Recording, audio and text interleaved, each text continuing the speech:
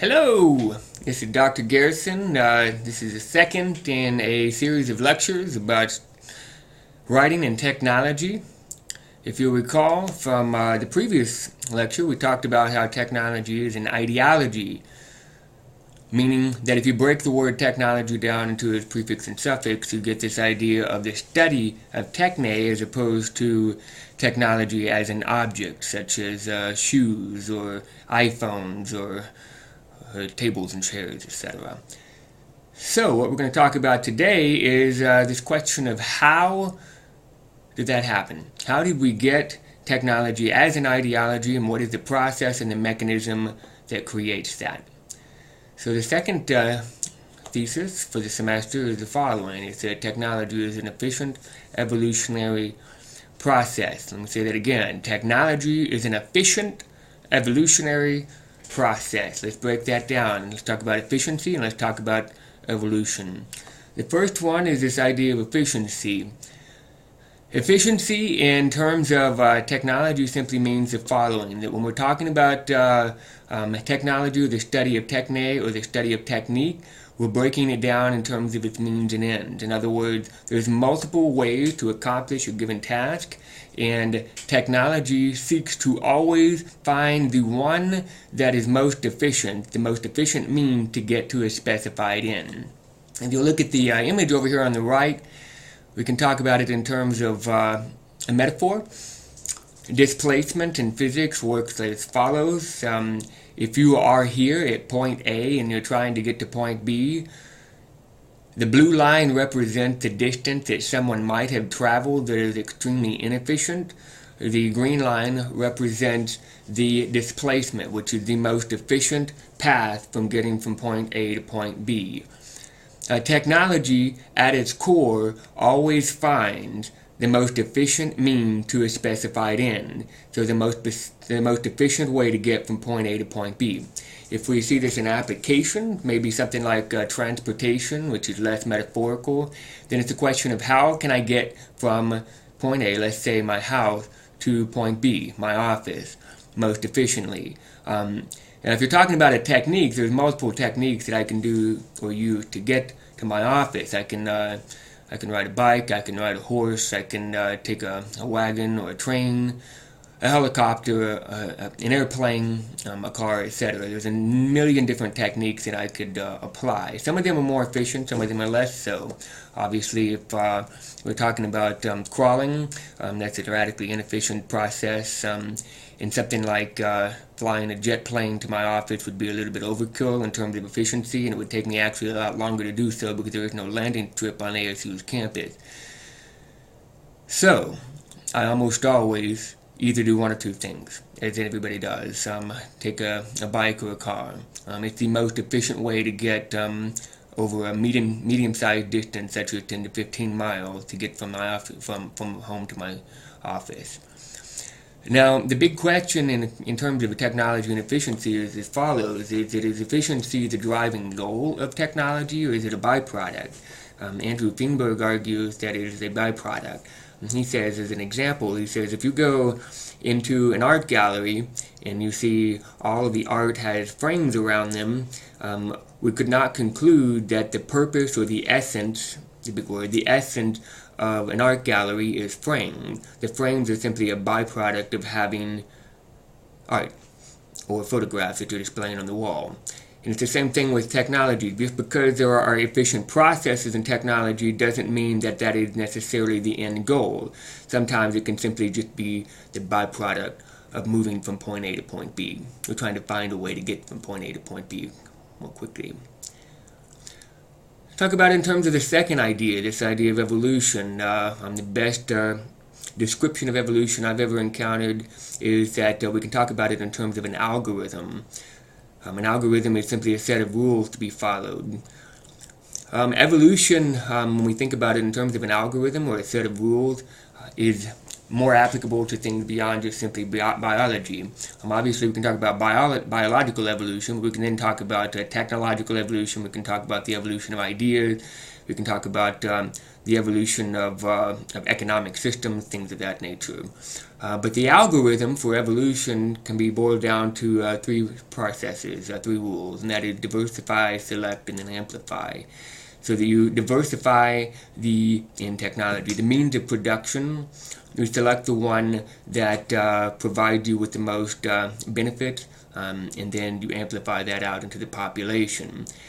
Now the most controversial aspect of what I'm saying is that I argue and I believe that the selective pressure, the most powerful selective force, is efficiency. So regardless of whether or not efficiency is the end goal or a byproduct, when you're talking about the evolution of technological systems, technology is usually selected because it is the most efficient. Now, if you're talking about the evolution of biological systems, you can see this process happening in a very simple way. Take the most famous classic study of colored moths.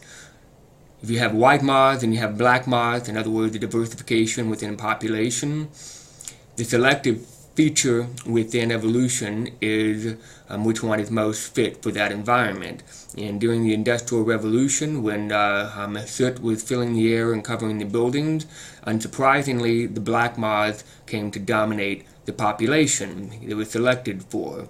And then once the soot was cleaned up in the late 1800s, then you see the white moths come back on the scene in much stronger force. But that diversification is still there within the DNA. Even at its greatest moment, the black moths only constituted 98% of the population. So there's always that diversification taking place. It's being selected for by the environment, which was usually always and ever more changing, and then it's amplified back out into that population.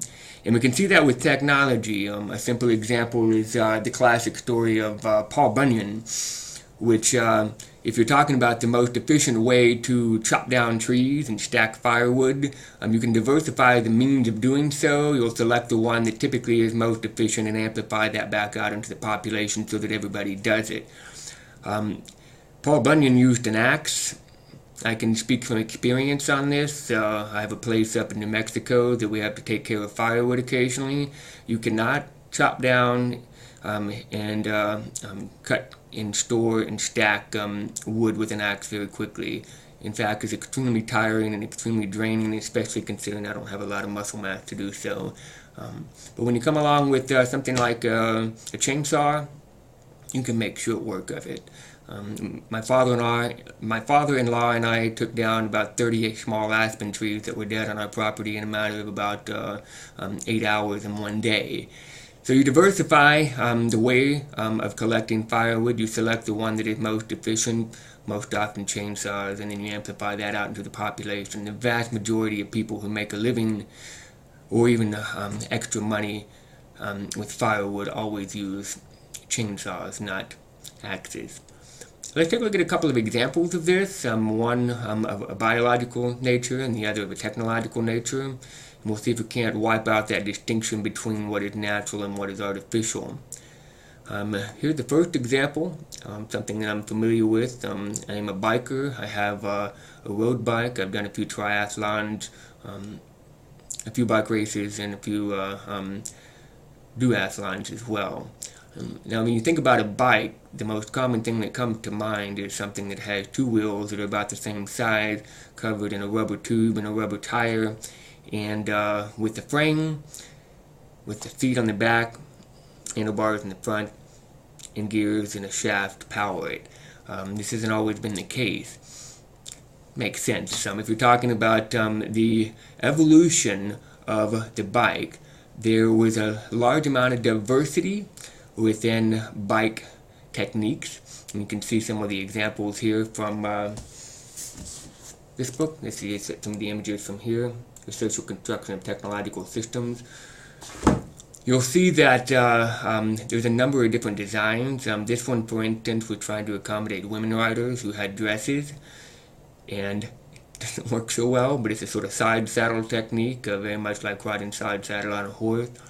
There are some that don't have any gears or shafts or chains is simply powered directly onto the wheel. You can see different places in terms of the seat, or in this case no seat at all, you stand. You can see differences in terms of the size of the wheels. This is closest to what we would think of in terms of a bike, where the wheels are similar in size. These are less so, with the smaller back wheels. And when you're talking about how it was selected for and amplified back out into the population so that we see a bike and recognize it as such, what happened was, as you can see this middle chart here, a variety of social and technological pressures to create it as such. For instance, these bikes are radically unsafe, these large front wheels. When they hit an object, people go flipping over the front of it. The bike over here, for instance, is completely impractical in terms of use. This one doesn't allow for you to change gears. So there were safety issues, there were speed issues, there were cultural issues such as women not wanting to wear pants when they rode their bikes, etc., that went into the driving evolution of a bike. Now, the most important thing to take away from this, though, is the following, is that ultimately the most efficient design won. That's not what they argue here, but it is my argument, and it's most demonstrated by this line right here. They're talking about the production of the air tire. An air tire was mounted on a racing bicycle. When, for the first time, the tire was used at the racing track, its entry was hailed with derisive laughter. This was, however, quickly silenced by the high speed achieved, and there was only astonishment left when it outpaced all the rivals. You can see that despite all the diversification, what was selected for was one criteria in efficiency: speed. How quickly can someone get from point A to point B? In a rubber tire filled with air, despite all the inconveniences of having pop tubes and having to carry around spares, still worked. Now, we can still see the evolution of bikes in our modern world. For instance, during my time, we've seen a radical shift from aluminum tubes and steel tubes to carbon fiber components.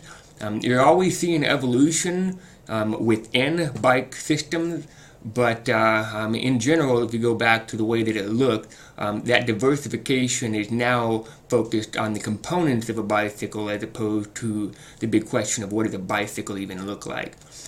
We can apply this to another system, which is the human system, what makes a human from a biological standpoint. I've argued in other places that this idea of the natural and the artificial is a false dichotomy. We shouldn't be talking about humans as being a natural or an artificial entity. We are both.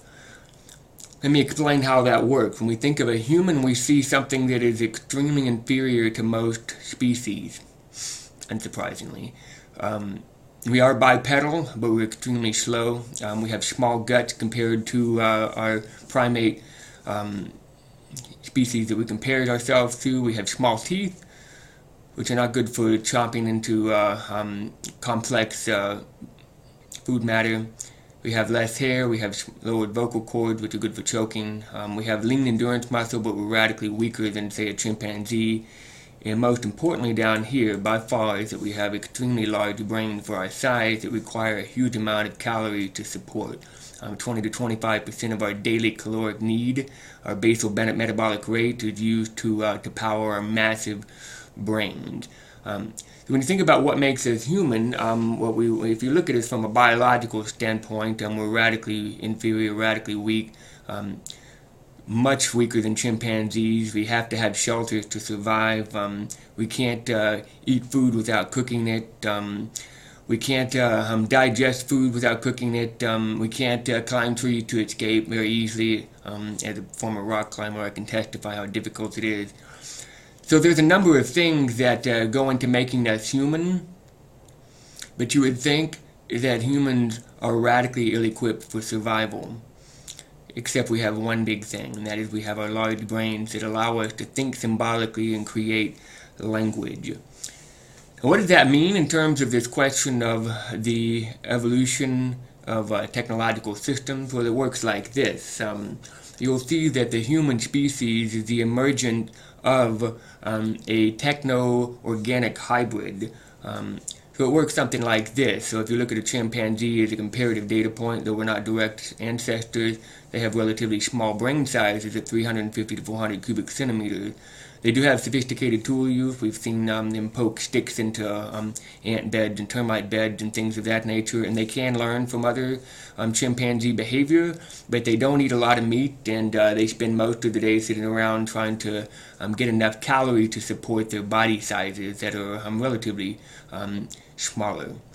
The first direct ancestor and the first bipedal ape was the Australopithecus.